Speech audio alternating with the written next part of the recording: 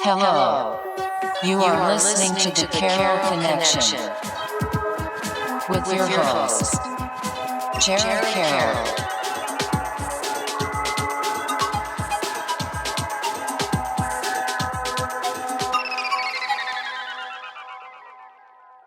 Hey everybody, welcome back to the Carroll Connection. I am your host, Jared Carroll, here to bring you guys another great episode. I want to take a chance to shout out my last episode, episode 102, The Art of Communication. I had a guest cancel, so instead of not making any content, I decided to do a solo episode on the importance of developing your communication skills, why we should develop our communication skills, the importance of advocating for yourself and your wants and your needs and expressing yourself in a proper, healthy manner. You can check that episode out at thecarrollconnection.simplecast.com. Also available Apple Podcasts, Spotify, and all the major listening platforms. So, had to move some things around this week. We had a great fill-in guest who's been on the podcast multiple times, episode 14, episode 83, and was a co-host of the Quarantine Connection, which I did a mini-series during COVID, Jake Wickham. What's going on, guys? Welcome back to the podcast. You're kind of like an honorary co-host at this point. You just kind of hop on and be like, hey, I need a guest. All right, I'm down. And Dylan didn't show up, guys. I'm sorry. I'm trying to get him on the podcast. I know he's a very high requested guest. Is that true? No, it's not. I just wanted to throw some shade at him because he did not answer our text in the group chat. He just ignored it. So yeah, I think he's at home playing video games. I think that's what he's doing. Don't blame him. Celtics are on tonight. Go Celtics. Huge game tonight, game 4. Obviously, by the time you guys hear this out, we'll already know the results of the game. On today's episode, we're going to go pretty short so we can catch the rest of this game. But I wanted to make some content, and June is Men's Mental Health Month, and I kind of want to talk about the importance of men's mental health. Obviously, we just had the Johnny Depp trial, and that was a huge kind of swing. It kind of felt like everyone was kind of rallying in Johnny Depp's corner, which was a kind of an empowering thing for a lot of guys because we're consistently told that men don't have feelings and men don't matter. And especially in 2022, it really does feel like men don't matter and our feelings are just kind of worthless. And it's sad that they encourage us to express ourselves, but they are quick to push us down. You're the angry man stereotype, or he's sad, he's dangerous, you're an outcast, you're the sad boy. I've been in that category on TikTok before. So seeing Johnny Depp win this case, I think, is a huge swing because men can be abused, men have emotions, men have feelings. And when I was watching this case, it was nice to see someone, because he was honest about the stuff. He's a drug addict, or a former drug addict, at least. I'm not sure on if he's still using or not, obviously. I think he still does. Regardless, alcoholic as well, had a very traumatic childhood. And I think that played a role into why he was in this abusive relationship with Amber Heard. And he owned up to his stuff. And it was interesting to see the cadence, and obviously they're both actors. I get that. But to see him talk about himself, and he was very candid with himself. He was very honest, and it came off that way. When you looked at Amber Heard speak, very chaotic, very kind of twitchy. You could tell she was not telling the complete truth on everything. Obviously, maybe some nerves because she knows it's a national case at this point. But seeing him win this case, and I think he even said, this is more about my reputation than actually winning this money. And I think that's huge for men because obviously the Me Too movement has come into play, and nowadays it's the court of public opinion, not guilty or innocent and proven guilty, which is kind of crazy that our society has swung that way. So things could pop up like they did, because if you go back a few years when these allegations first came up, Johnny Depp was canceled, straight up canceled. And bad, yeah. It took him, if the average guy was ever in this situation, fucked. Absolutely fucked. He's not getting out of this situation. Johnny Depp is a millionaire and had the funds to get a fantastic legal team to put together the pieces of evidence to prove his innocence. And I just wanted to highlight these factors because it was such a polarizing case to watch. I mean, I can't remember the last type of case. Maybe it was the last case that was moving people. Maybe the Chauvin trial with George Floyd was the last case that I saw on the news that was drawing this much attention. There was that, and then there was the Carroll Rittenhouse too. Yep. That was another huge case. Like, that was the last time I've seen like a case catch this many people's attention. So like, obviously, being Men's Mental Health Month, I feel like it was a good topic to kind of go into this podcast with. And I kind of want to get your opinion on just like that trial. Obviously, whether it's a long soliloquy or kind of short. Yeah, I mean, I think that it was like people jumping in because it was like, look at this chaos, these celebrities, like this ridiculous conversation. Like they're in court talking about how Amber took a shit on his bed. It's like, that's pretty funny. Amber Turd. Yeah. Yeah, Amber Turd. Yep. She defecated fecal matter all over the bed. It's like the guy talked so weird throughout the trial too. So it was interesting to see the psyche of both of them, that, like you said. And I think overall it was just like, there's a desire and hunger from most people for the truth. Like, just, we want the truth. If someone did something wrong, they should be held accountable for it. If someone lied about something, they should be held accountable for it. Because it's definitely important that there was a Me Too movement and a feminist movement, because, it's just historic that women have been, completely downtrodden in society. Oppressed. Second-class, you could say it's oppressed, second-class citizens, and, had sexual abuse. So it's good to call that out. But at the same time, it's like the believe all women thing.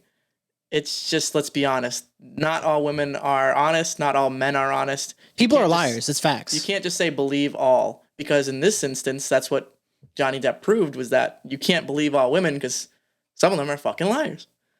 Amber Heard made that all up, She said she bought that makeup to hide her bruises, and it wasn't even out yet. So she's just looking for lies, looking for things to make up, So overall, I think that it was good that the truth came out, and Johnny Depp was kind of looked at as the man he used to be, which is a great actor, Jack Sparrow. Yeah, and he was celebrated, and it was good to see social media rally behind that too.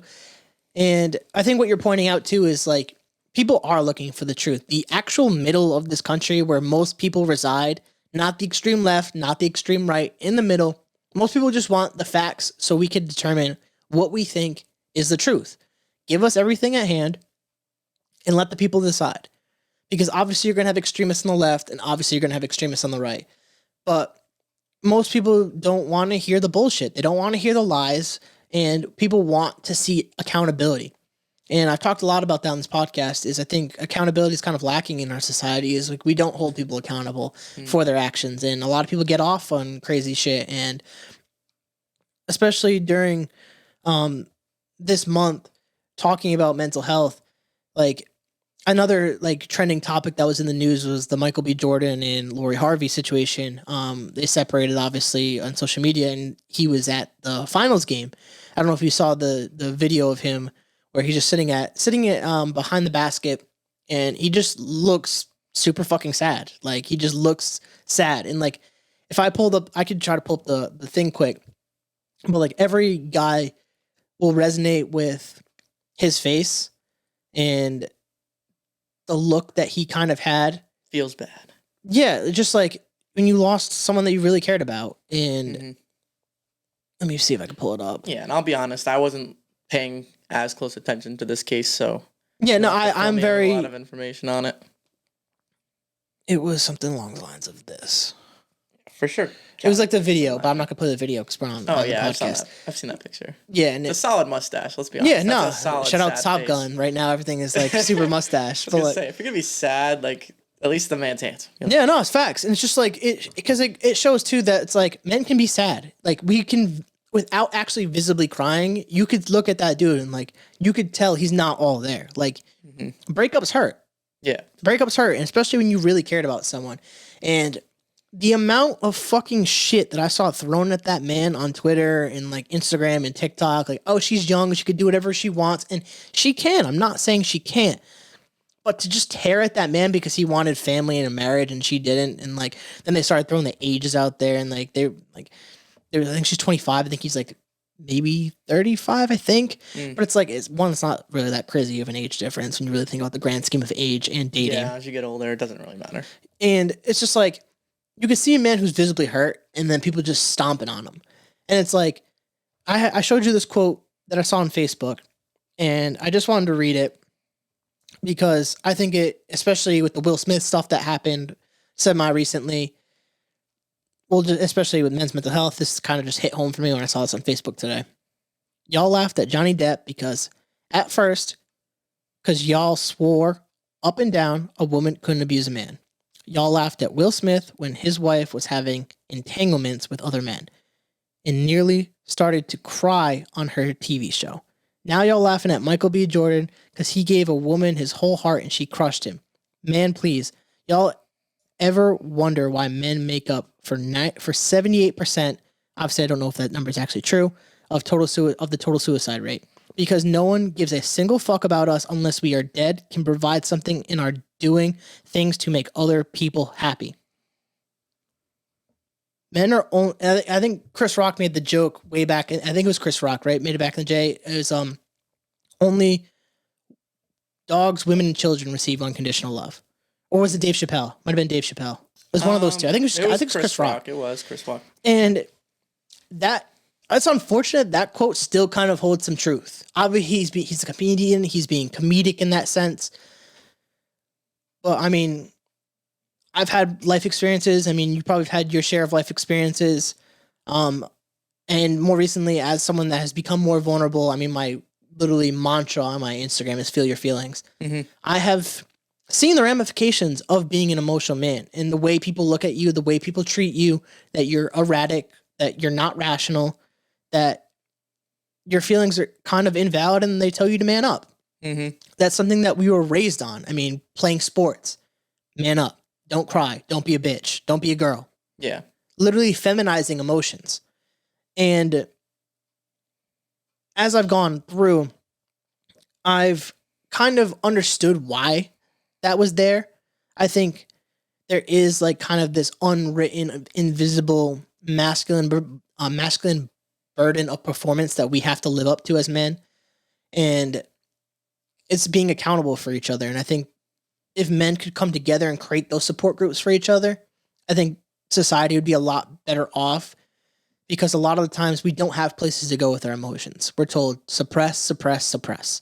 Mm-hmm. And I don't really think that's healthy. I don't know if you have anything to add on to like that kind of sentiment. Yeah, I mean, it's also like the old mindset was like, oh, the men are the ones that have to be strong because they're the ones that control everything anyway. Like they can't be emotional. They have to lead.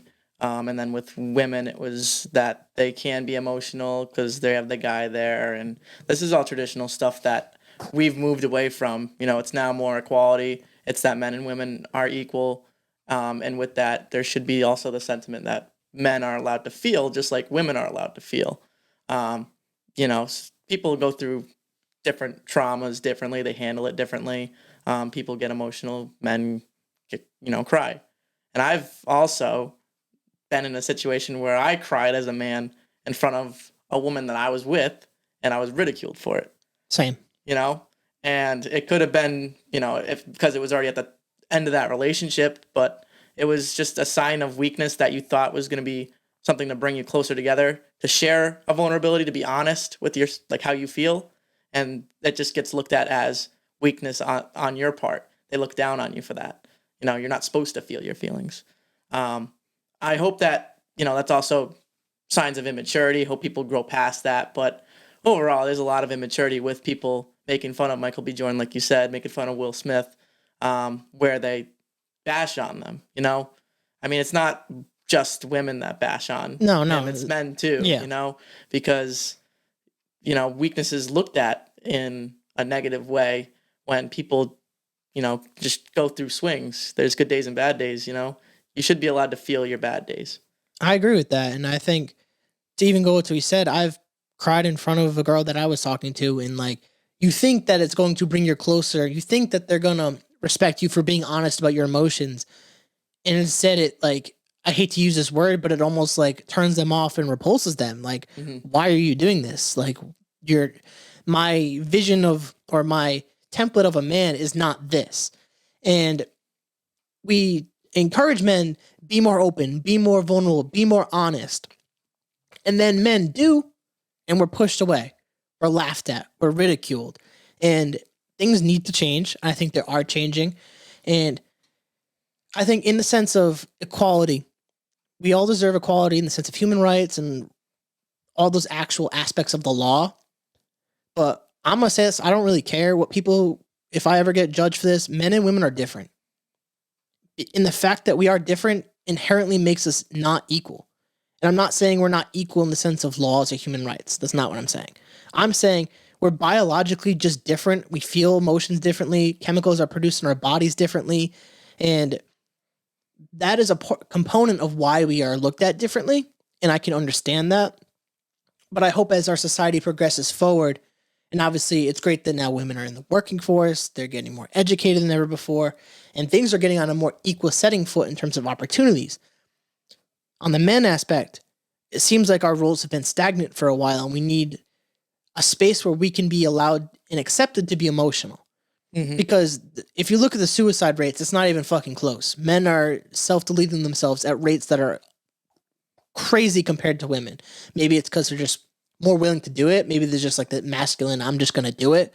And women just don't do it. I don't know what the actual cause is that, but the numbers are there. It's very glaringly obvious that men are self-deleting. So I'm not trying to use the word. Obviously, we're going to put this on YouTube. But like the suicide rate itself is like crazy. And obviously, you throw a pandemic, you throw a possible recession that's coming our way. Things are not looking great right now in the United States. Let's keep it honest. But like therapy and like mental health are conversations that need to happen more often. And that's why I was like kind of excited to do this episode, especially with yourself. Obviously, we're family and we're more in touch with our emotions. And obviously, probably I'd say more than the average guy. So it's like a conversation that I feel comfortable having with you. Yeah. Because we share pretty similar beliefs on a lot of these topics. And I feel definitely better talking about this with you as kind of like a co-host, kind of like bouncing off these topics and these ideas. And if there's guys out there listening, it's okay to seek help. It's okay to feel emotions. It's okay to feel sad. But please don't suppress it. Don't push people away. And I know it's hard when you're in those emotions, when you're in those depressive states. But there's reasons why we have these therapists, these mental health facilities, because we need to help each other, especially in times like this, especially as men. And I've seen a lot more groups and creators that are talking about men's mental health, which are fucking awesome. And I'm trying to be one of those where we could talk about the mental health in general. But obviously, being a man, I like to speak on men's mental health mostly because I struggled with it myself. So, and I've gone to therapy. So I've worked on these things with a therapist for over a year. And I found it super helpful because you had someone listen for once and they weren't listening to judge you. And I found that super powerful because back to what we said, I've cried and been emotional in front of friends, family, romantic partners. And there's always this judgment that's there. Whether they openly or overtly show that, there's judgment there. And with my therapist, there isn't any. They don't know me like that. She's there to give me advice. And I think that's super powerful because most men don't have that. They don't know this route because like we're so afraid of this route. Yeah. And it's kind of interesting because I think like the idea of like crying in front of someone, like if you're crying in front of another man, I think that there's like a sense of them being uncomfortable. And I think that's natural in all of us. It's because you're uncomfortable because you're empathizing at the same time without realizing it. Because you're uncomfortable that they're crying in front of you because you feel like you can't cry in front of anybody else. So you're kind of empathizing but internalizing it, right? So that's why people probably feel uncomfortable, is just because they are too afraid to feel those emotions too. They don't know how to handle it, you know? I think that there's a lot that gets unsaid. Like the whole communication thing that you said earlier, there's not as much communication. I feel like people don't talk about their feelings as much as they probably could, you know?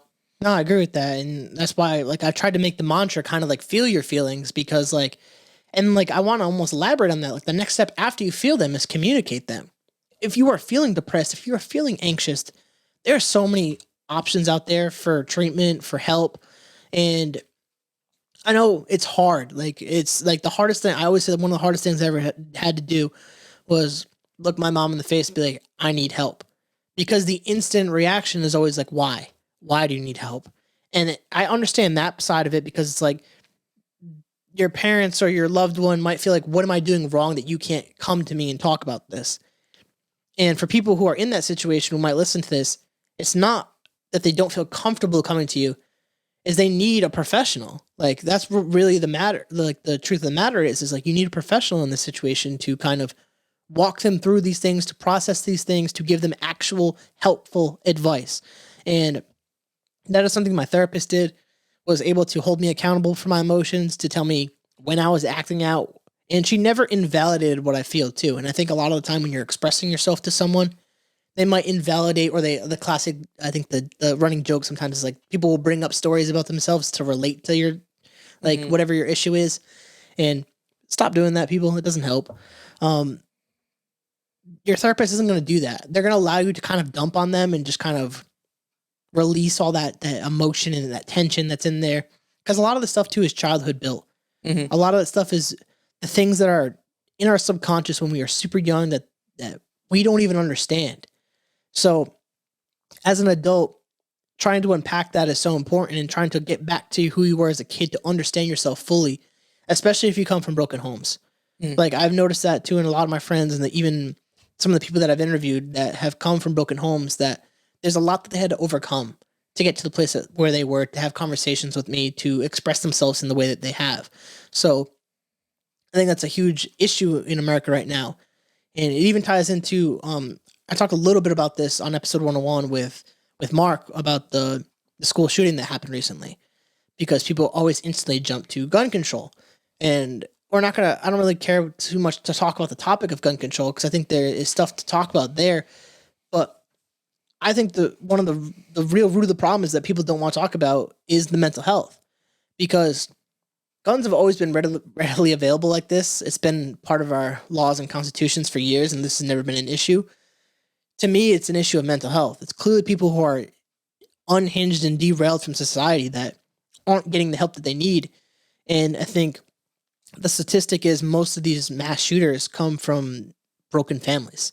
And I think that is a huge problem, is like the marriage system in our country is failing. Divorce rates are at an all-time high.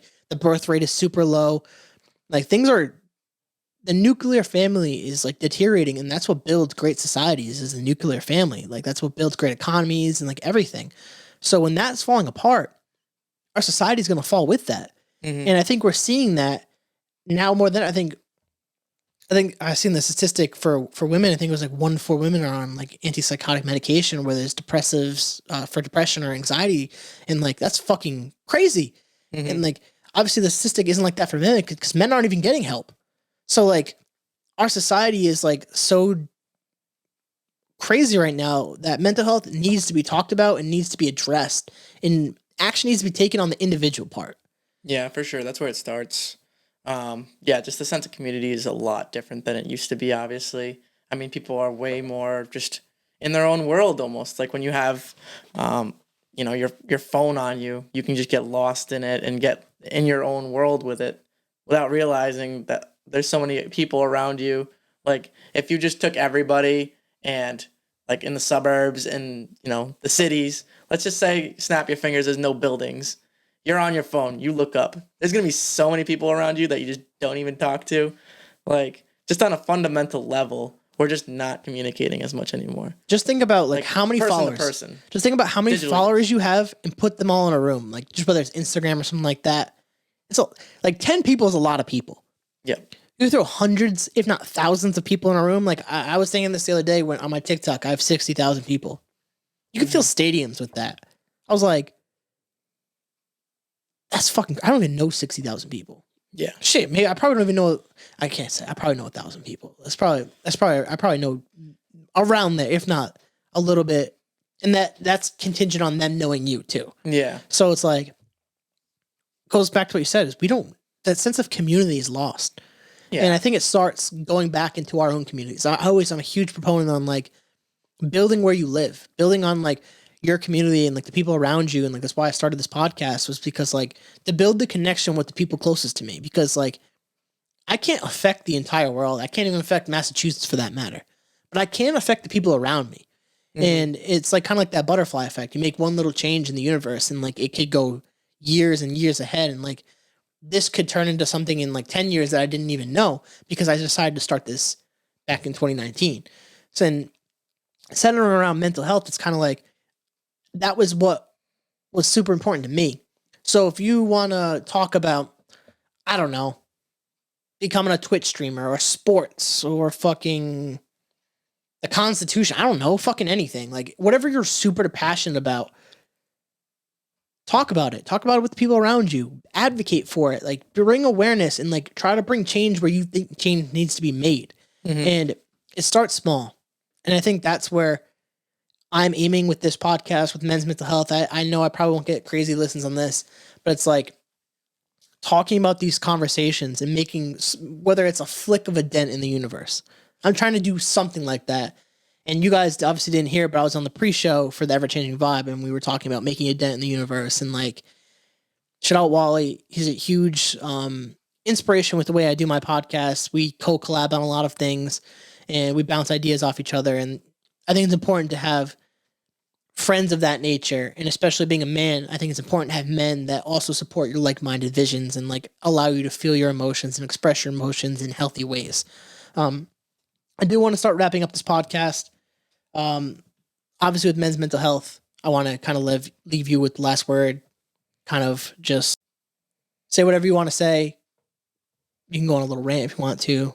It's kind of like my little clip. Sorry for you guys. So I can look for the clip. So I won't get too ranty. I mean, I think that just human contact, human connection is the most important thing. A lot of times when people, like you look at people that have done these horrible things going on, like the Uvalde situations, like usually those are people that are just deprived of some kind of human connection. Their world is hell, so they want to make the world hell for everybody else, hurt the most vulnerable because they feel like they've been wrong and hurt their whole life. So I think that just people trying to spend more quality time with the ones that they love, just spend more time hanging out with people, building those connections, getting yourself outside your comfort zone and growing as a person. Those are all the things that are most important. And if you need help, you go seek it. So yeah, and I'm going to build on that just to wrap it up. With men's mental health, you need to seek help if you need it. If you have people that are struggling in your circle, you could tell with facial expressions like we saw with the Michael B. Jordan situation. You could tell that person is in pain. Reach out to them. Just like we have friends that are going through situations, whether it's breakups, getting fired from work, family deaths, like people are struggling. This is a tough time in 2022. So reach out to people who need it and spread love and kindness. So that's what we need most, honestly, right now. To wrap up the podcast, please check out all my other great episodes, my amazing guests. I have a ton of them. This is episode 103. You can check everything out at the Carroll Connection on simplecast.com. Also available Apple Podcasts, Spotify, and all the major listening platforms. So, until next time, guys, peace.